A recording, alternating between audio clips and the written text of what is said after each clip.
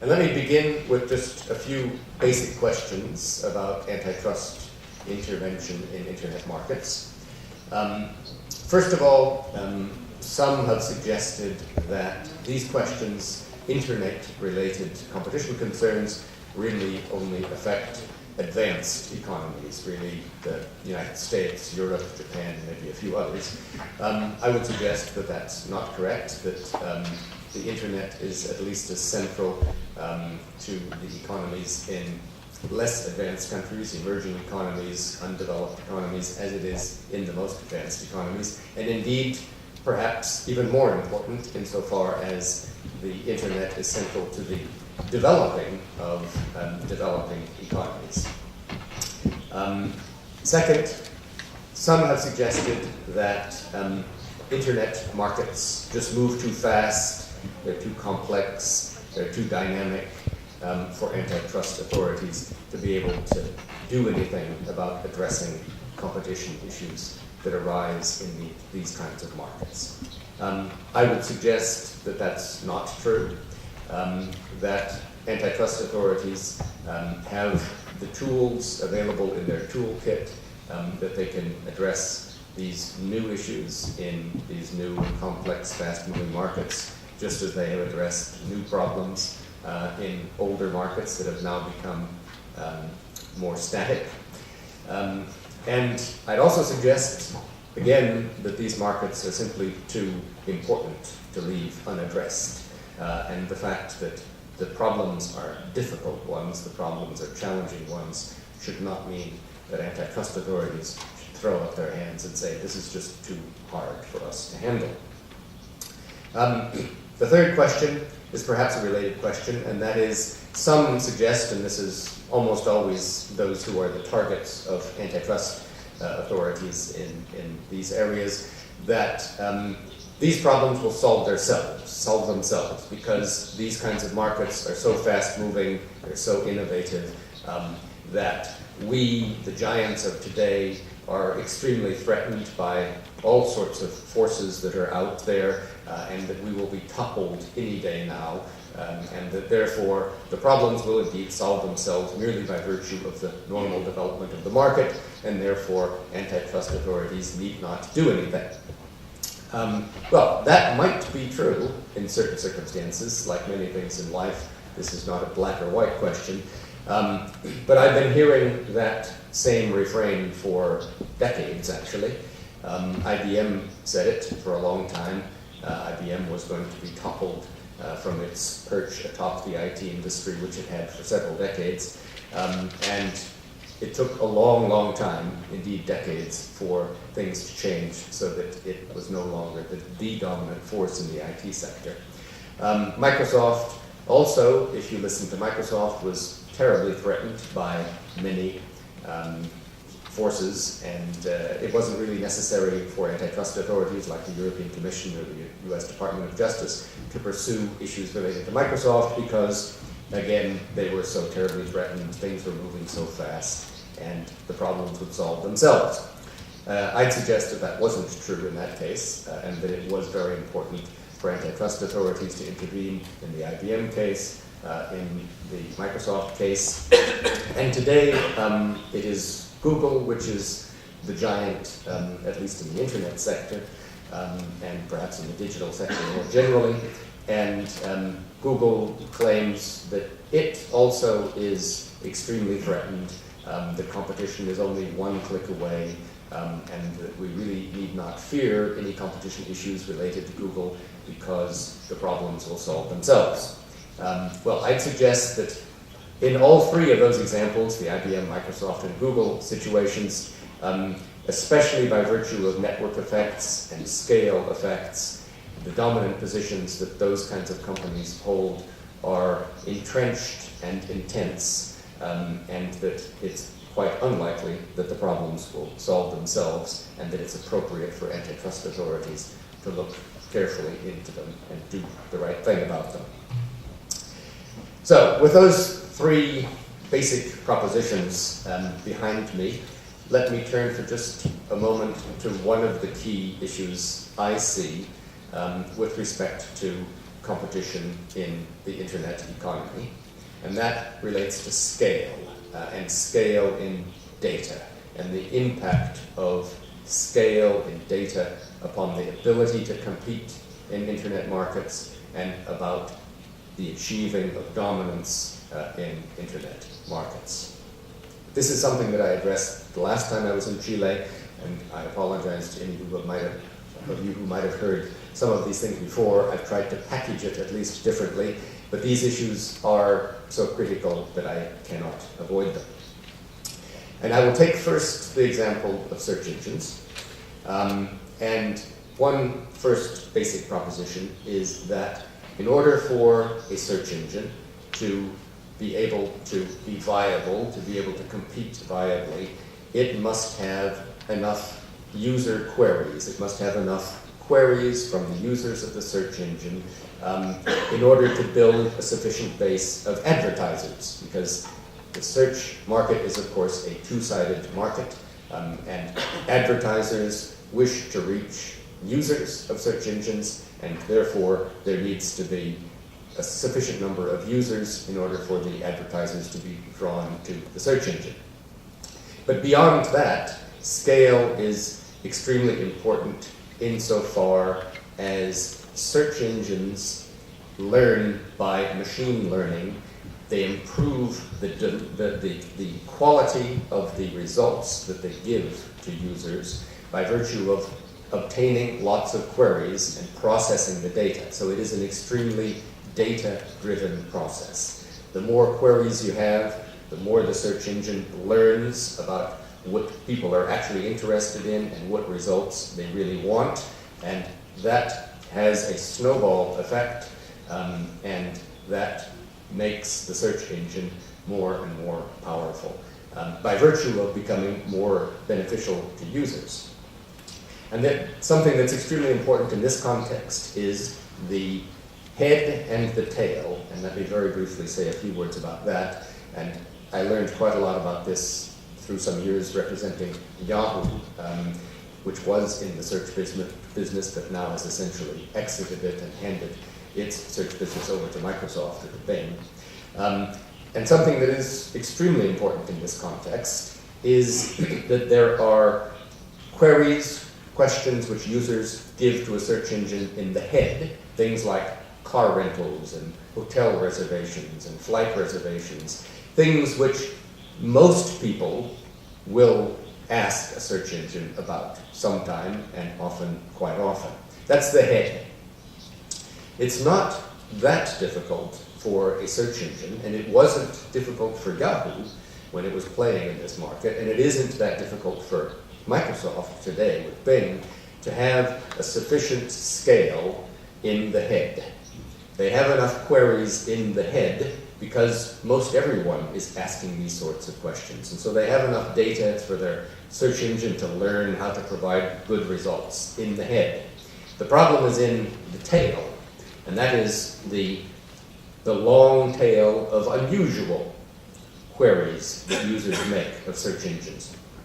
I'm a Norwegian American, and I'm very interested in Norwegian folk music and dance. And unfortunately, there are not very many people in the world who are interested in that.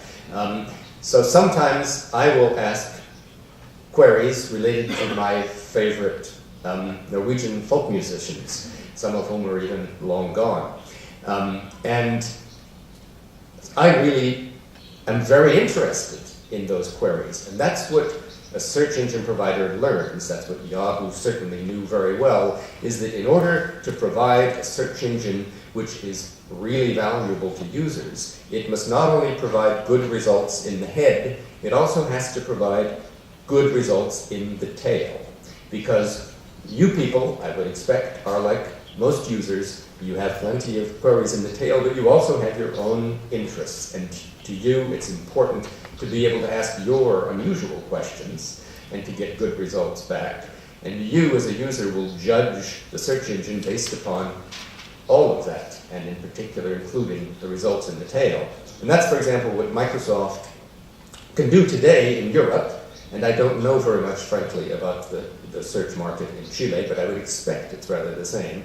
And in Europe, Microsoft with Bing is able to provide decent results in the head, car rentals, for example, but it does, frankly, very poorly in the tail because it simply doesn't have enough scale, doesn't have the data in order for its search engine to learn how to provide good results in the tail.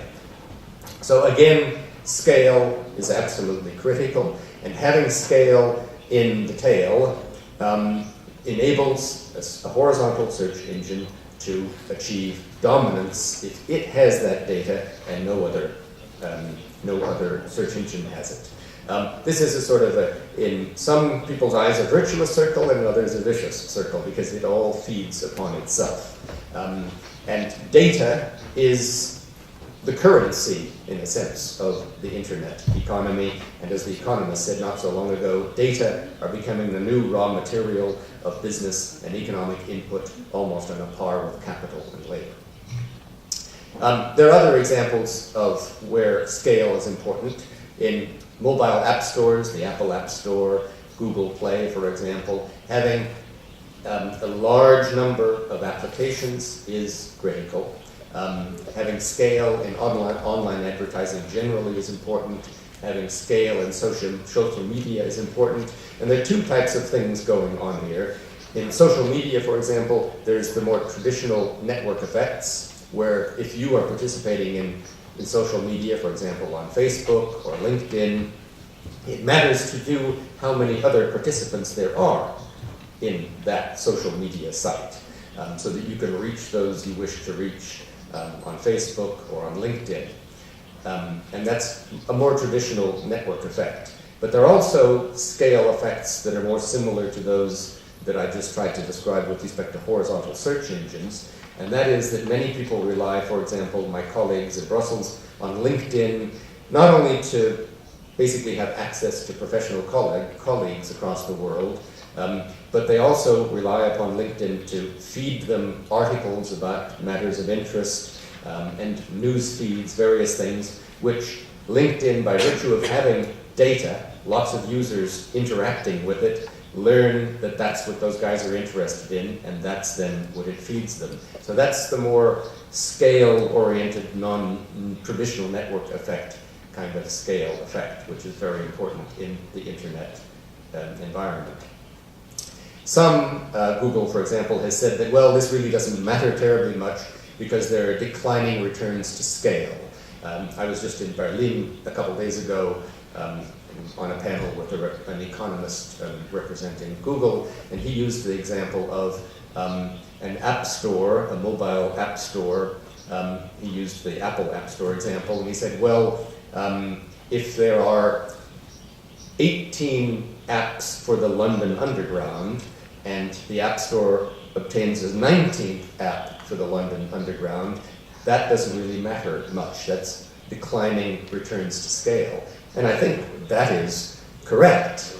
The problem is it is an example which doesn't really address the fundamental issue, because the real issue with respect to app stores is, do the app stores, for example, Google Play and the Apple Store, do they have a sufficient number of applications to address, in particular, again, the long tail?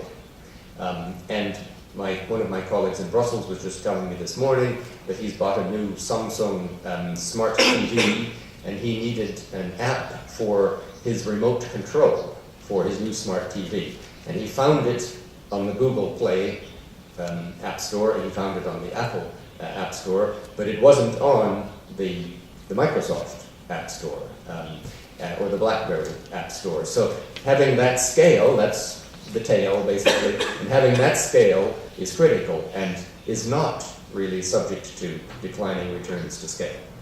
So bottom line, having access to sufficient data can be a very significant and even prohibitive. Not having access to sufficient data can be basically a prohibitive entry barrier to competition. So what about this? What should competition authorities pay attention to in this realm? The first thing I would certainly readily admit is that network effects and scale in data can be achieved through entirely legitimate means, and that I think, as Cecilio essentially said, it can be important to encourage competition for the market rather than in the market. That is an important aspect of competition which should not generally be discouraged. But if dominance is achieved via legitimate means, via scale, by obtaining scale and data, then once that dominance exists, then anti-competitive conduct can be used to preserve that scale and to prevent others from obtaining the scale that's really necessary to compete viably, for example, in a horizontal search market. And also, having the scale, for example, in the horizontal search market, enables the holder of that scale, the holder of the dominance resulting from that scale, to leverage that dominance into adjacent markets. And there are various methods that can be used to abuse that sort of dominance. For example, predation. Some would suggest that Google is using monopoly profits from its search business to predate the mobile operating system market by providing Android for free to mobile device manufacturers. Tying can also be a serious problem. So, for example, tying Android now has, as we'll see in a moment, a very significant market share, and tying YouTube, tying Google Search, tying Google's Maps can be a very significant impediment to competition in those adjacent markets, the market for online maps, the market for video playing, and the like. And also, refusal to provide access for such platforms.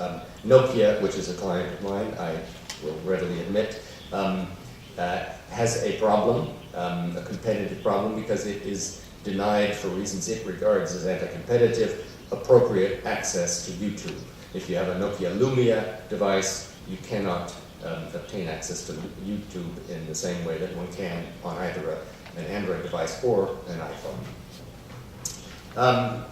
So, let me now turn to the issues which the Commission are addressing with respect to Google's conduct. And this is an ongoing investigation, so I expect Cecilia might not wish to say a great deal about it. But, okay, well then I will. In any event, Mr. Almunia has identified publicly, and the Commission has repeatedly identified a number of concerns regarding Google's conduct.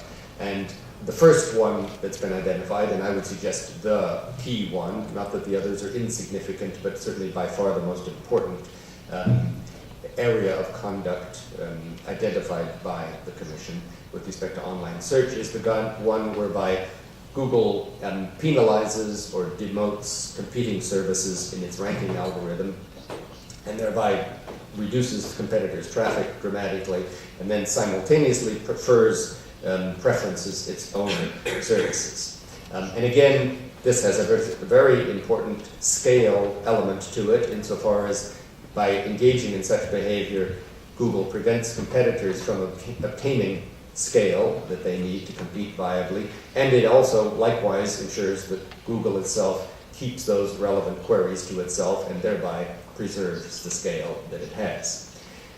So that enables Google to leverage that search dominance into adjacent markets like online maps and travel and shopping.